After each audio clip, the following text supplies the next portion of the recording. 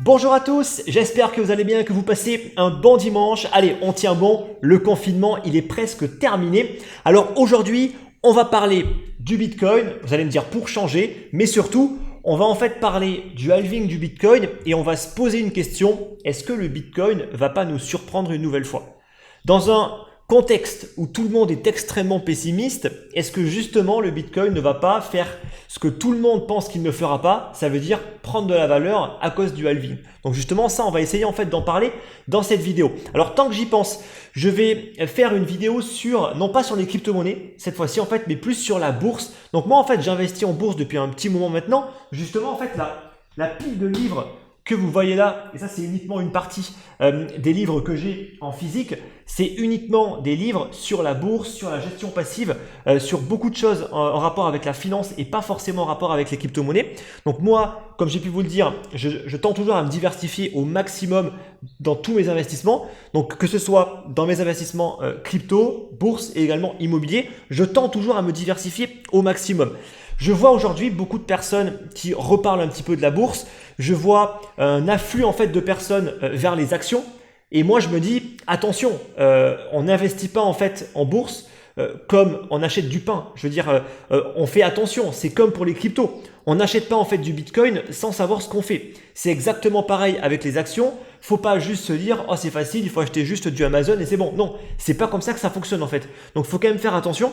Et justement, je me suis dit, bah, tiens, c'est le bon moment de faire une conférence pour parler exclusivement de la gestion passive. Donc dans cette conférence, je vais en fait vous partager tous mes conseils en fait que j'ai pu apprendre de par toutes mes recherches, mais aussi mon expérience et des formations que j'ai pu suivre pour mettre en place un portefeuille de gestion passive. Alors moi, je fais uniquement de la gestion passive. Je ne fais pas ce qu'on appelle du stock picking qui correspond à choisir méticuleusement les actions dans lesquelles on va investir. Honnêtement, moi, j'ai pas le temps de commencer à analyser en fait les bilans des entreprises, à faire des analyses fondamentales sur les entreprises pour savoir si je dois prendre telle ou telle action, parce que honnêtement, on n'achète pas une action comme ça. Il faut quand même bien analyser en fait si ça risque de prendre de la valeur ou pas dans le temps. Je veux dire, on n'achète pas juste comme ça sur un coup de tête.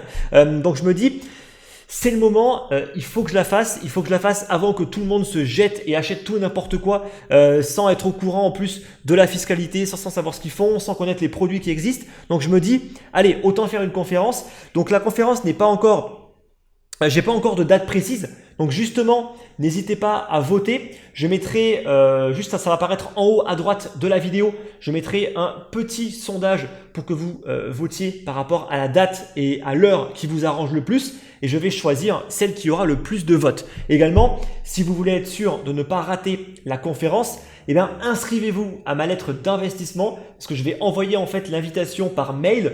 Je ne vais pas en fait faire cette conférence sur YouTube.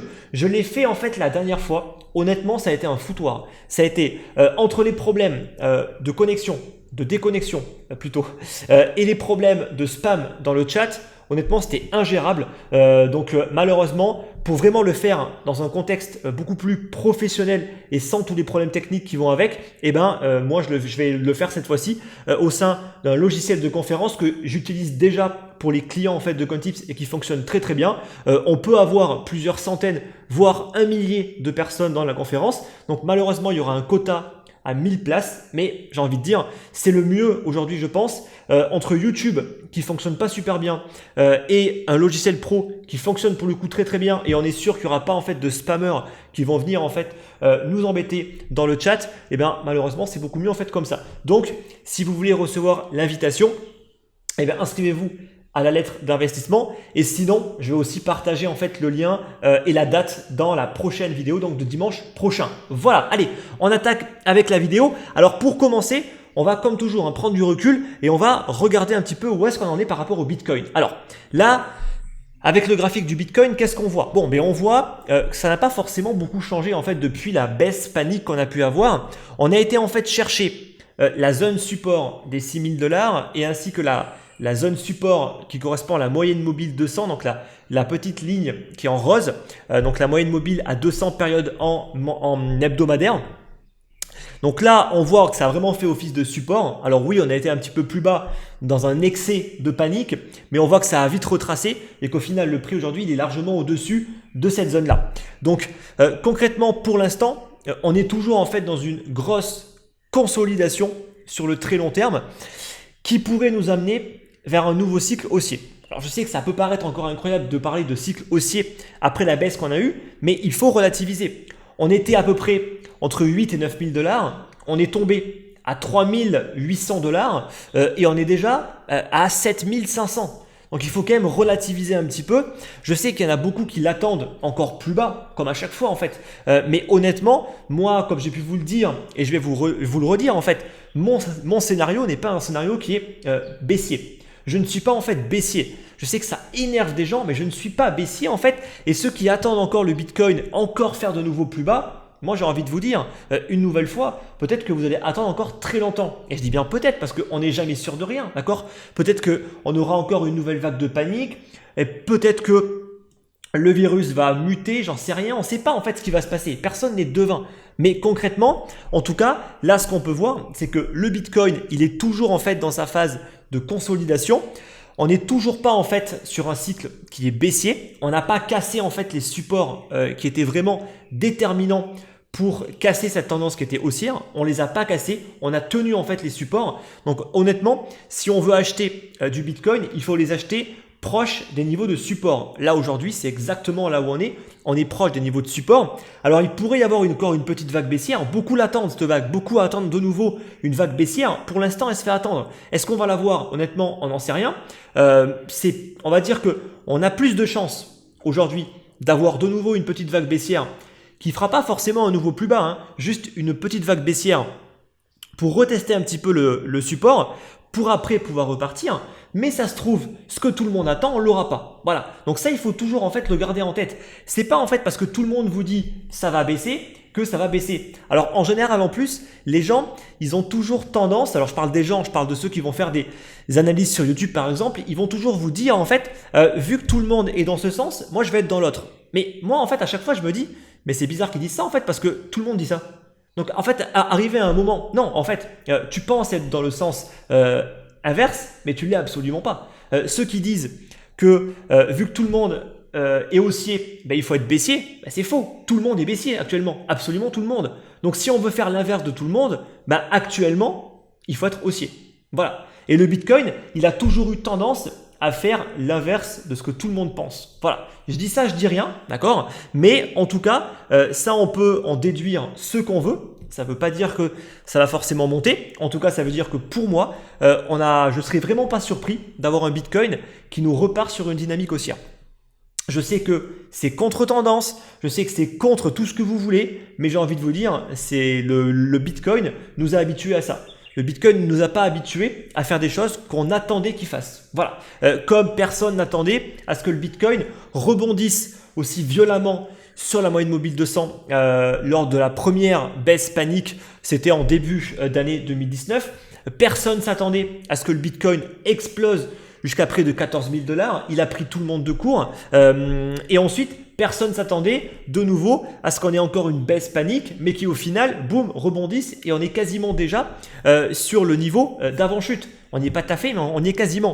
Donc vous voyez que le Bitcoin prend toujours tout le monde de court. C'est aussi pour ça que moi j'ai une stratégie en fait long terme où je ne me prends pas la tête avec le prix. J'ai juste une vision long terme. J'ai déjà investi en fait beaucoup en fait depuis un petit moment dans ce portefeuille et honnêtement moi c'est pas une prise de tête parce que clairement ceux qui veulent faire du trading, ben, je peux vous assurer que soit vous arrivez à avoir la psychologie du trader et dans ce cas-là en fait on s'en fout de ce que fait le prix, mais il faut vraiment se décorréler en fait de l'attachement que vous pouvez avoir avec le Bitcoin. En l'occurrence, ça veut dire que vous pouvez autant prendre des longues que des shorts, vous vous en foutez. Par contre, si vous avez des sentiments, parce que beaucoup au final sont attachés au Bitcoin, pour beaucoup en fait c'est inconcevable de shorter le Bitcoin par exemple. Dans ces cas-là en fait ne faites pas de trading. Ne faites absolument pas en fait de trading, faites que du long terme.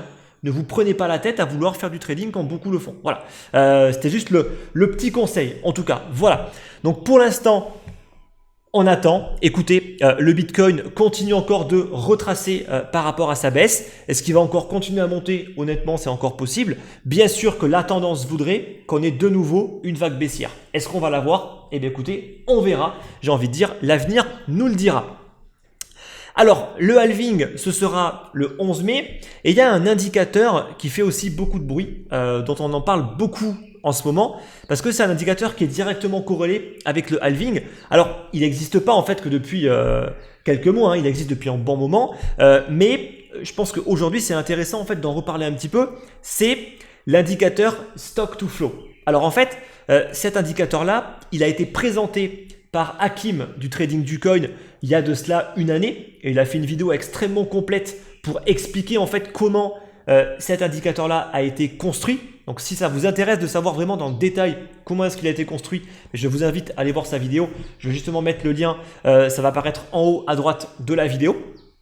Mais en tout cas, là, si je mets en fait le graphique qui représente en fait le stock to flow, alors là, comme ça au premier abord, je sais ça peut paraître compliqué, faut pas en avoir peur. Alors attention, hein, on va avoir en fait le stock to flow qui va être représenté par la ligne grise, d'accord? Donc le stock to flow, qu'est-ce que c'est? En fait, on va prendre donc le stock qui est le nombre de bitcoins en circulation. Donc actuellement, on est à peu près à 18,3 millions de bitcoins en circulation. Et le flow, donc le flow qui va être le nombre de bitcoins qui vont être créés au cours d'une année. Donc actuellement, aujourd'hui, tant qu'il n'y a pas encore eu le halving, on est à peu près à 600 000, un petit peu plus, hein, 650 000 bitcoins qui vont être créés sur une année. Et après le halving, ben on va couper en fait cette création par deux et on va tomber à 328 500 bitcoins. Donc ça veut dire qu'actuellement, on est quand même à plus dans le 600 000 bitcoins qui sont créés par jour. Voilà. En fait, ça se base sur ça. Et ça fait juste le ratio entre le nombre de bitcoins qu'il y a de créés et le nombre de bitcoins qui vont être créés au cours d'une année. Et en fait, comme ça, on a un ratio qui va être assez intéressant. Alors, ce ratio, en fait, actuellement, il tourne aux alentours des 20-25. Donc 20-25, ça veut dire quoi? Ça veut dire qu'il nous faut en moyenne 20 à 25 ans avec la création actuelle du Bitcoin pour recréer toute la quantité en fait de Bitcoin qu'on a créé jusqu'à présent. Et qu'est-ce qu'on s'est rendu compte? En fait, on s'est rendu compte qu'on peut également appliquer cette stratégie sur l'or et sur l'argent. Donc sur l'or, si on applique ce ratio, on obtient 62. Donc 62, il faut 62 années aujourd'hui pour recréer tout l'or en fait qu'on a pu extraire. Et par exemple, pour l'argent, c'est 22. Pour le palladium, c'est 1. Et pour le platinium, c'est 0,4. En fait, plus le chiffre il est bas, et moins c'est difficile d'extraire en fait cette ressource-là. Donc l'argent, c'est beaucoup plus facile à extraire que l'or pour le coup. Là, on le voit parce que l'argent a 22 et l'or il a 60. Donc c'est 3 fois plus difficile d'extraire de l'or plutôt que d'extraire de l'argent. Voilà. Donc ça c'est vraiment vraiment intéressant. Et ce qu'on a aussi remarqué en fait, c'est que en fait le prix du Bitcoin, là on le voit en fait, il est représenté par les petits points de couleur. Le prix du Bitcoin, il suit le stock to flow. Et ça c'est assez intéressant en fait. Donc en fait la couleur de chaque point va être représentée en fait par le nombre de jours qui restent avant le halving. Donc plus c'est bleu et plus le halving va avoir lieu. Et en fait, on voit à chaque fois qu'il y a un halving, vous voyez qu'il y a une augmentation vraiment franche du stock to flow qui est représenté en gris. C'est normal, à chaque fois qu'il y a un halving, vu qu'on divise par deux la création, et ben ça fait augmenter en fait le ratio du stock to flow. Donc il a déjà augmenté une première fois en 2012, il a augmenté une deuxième fois en 2016 et il va de nouveau réaugmenter une troisième fois dans quelques semaines. Donc il y a beaucoup en fait d'analyses qui ont été faites par rapport justement à l'évolution du prix du Bitcoin et par rapport à l'indicateur stock to flow. Et jusqu'à présent, en tout cas depuis la création du Bitcoin, il est vrai que la valeur du Bitcoin suit le stock to flow. Et donc, ce qui en est déduit en fait, c'est quoi? C'est que vu que depuis 10 ans, la valeur du Bitcoin suit le stock to flow, il n'y a pas de raison pour qu'il ne continue pas à le faire. Et donc, vu qu'on va avoir le halving en fait dans quelques semaines, vous voyez que le stock to flow va repartir vers le haut. Et on va dire qu'il y a pas mal d'estimations en fait de prix dans les mois voire années à venir qui tournent aux alentours, on va dire des 50 000 à 100 000 $. Voilà. Et ça en fait c'est basé sur le stock to flow. Donc c'est intéressant en fait qu'on en reparle parce que c'est un indicateur qui est vraiment intéressant. Là, j'ai pas le temps de vraiment tout vous présenter. C'est pour ça que je vous renvoie en fait à Kim du Trading du Coin. Il a très bien fait dans une vidéo qui est un petit peu longue, mais qui détaille vraiment tout. Donc, si ça vous intéresse, je vous invite à aller la voir. En tout cas, c'est très intéressant et il ne faut pas en fait perdre de vue tous les fondamentaux en fait du Bitcoin juste parce qu'il y a eu une phase panique, juste parce qu'il y a eu le coronavirus. Il ne faut pas en fait vraiment tout mélanger et tout oublier également. Voilà, donc c'était juste un petit peu pour reparler un petit peu de ça. On en parlait beaucoup il y a quelques mois avec le halving, etc. Et c'est vrai que depuis le coronavirus, j'ai l'impression que le moral il est quand même au plus bas et les gens, beaucoup ont perdu de l'argent, notamment beaucoup qui prennent de l'effet de levier. Ils sont tous fait liquider en fait quand le Bitcoin a énormément chuté. Donc, il y a eu énormément de casse, il y a eu beaucoup de pertes. Donc, forcément, le moral, il est atteint par ça. Mais honnêtement, en fait, n'oubliez pas que c'est justement dans ces moments-là, en fait, qu'on peut acheter au meilleur prix. Donc, actuellement, moi, je dis qu'il y a encore beaucoup de raisons d'être extrêmement haussier sur le Bitcoin. Voilà. Ensuite, je voulais aussi qu'on voit ensemble pas mal d'activités par rapport au Bitcoin qui commencent à pas mal augmenter. Alors, là, je vous mets en fait le graphique du nombre d'adresses Bitcoin qui sont actives. Et on voit qu'on a de nouveau une petite augmentation depuis en fait la baisse panique qu'on a eue au début de ce mois. Je suis complètement perdu en termes de temps avec ce confinement. Donc je crois que c'était il y a environ un mois qu'il y a eu la baisse panique. Et pour le coup, ça n'a pas du tout impacté en fait le nombre d'adresses actives sur le Bitcoin. Au contraire, donc là on voit que ça tend plus justement vers le haut. Donc est-ce que on n'est pas en train de repartir? C'est possible. Là on voit que quand le Bitcoin est passé de 3200 en début d'année 2019 à 14 000, là on voit vraiment l'augmentation du nombre d'adresses actives. Ensuite on a un petit peu rebaissé, on a consolidé, puis là on commence un petit peu à repartir. Donc est-ce qu'on repart pour faire un nouveau plus haut et pour vraiment avoir des signes que le Bitcoin est vraiment de plus en plus utilisé, notamment au niveau des adresses? C'est largement possible. Et justement pour appuyer en fait cette thèse, je vais vous mettre un deuxième graphique qui est celui en fait de la balance des bitcoins que les plateformes d'échange détiennent. Donc en fait, ce qui est intéressant de voir, c'est les flux. Et là, en fait, on voit qu'on a un flux sortant. Donc ça veut dire que beaucoup de bitcoins commencent à sortir des plateformes d'échange pour aller sur directement les portefeuilles des particuliers. Et ça, c'est aussi un signe assez fort, peut-être de préparation du halving, du fait que beaucoup de personnes retirent leurs bitcoins. Donc ça veut dire qu'ils ne vont pas les vendre, parce que si on les retire d'une plateforme, en général, c'est pas pour les vendre, pour les mettre sur des portefeuilles sûrement à froid et pour les stocker sur du long terme. Donc ça, c'est un mouvement qui est assez intéressant. En fait, on voit qu'il y a eu, à mon avis, beaucoup d'achats de bitcoin qui a eu lieu en janvier, février, mars. Là, on le voit, ça a énormément augmenté, enfin énormément, ça a quand même pas mal augmenté le nombre de bitcoins que les plateformes détenaient. Et étrangement, depuis qu'on est en train d'un petit peu repartir, le nombre de bitcoins commence à rebaisser et rebaisser fortement.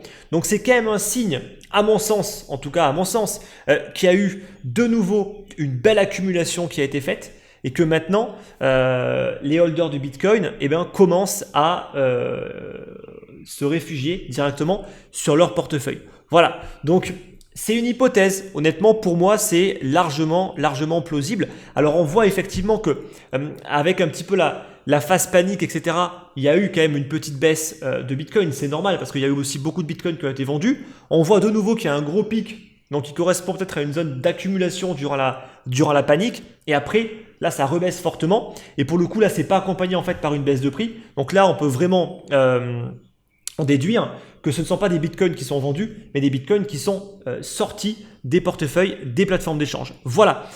Également pour terminer, parce qu'il y a pas mal de stats intéressantes avec la plateforme Glassnode. Donc malheureusement, c'est payant pour avoir accès aux meilleurs graphiques et aux meilleures métriques qu'ils proposent, mais c'est vraiment très poussé pour le coup. Et là, on voit sur ce graphique-là, en fait, l'évolution des portefeuilles qui ont une balance qui est supérieure à un bitcoin.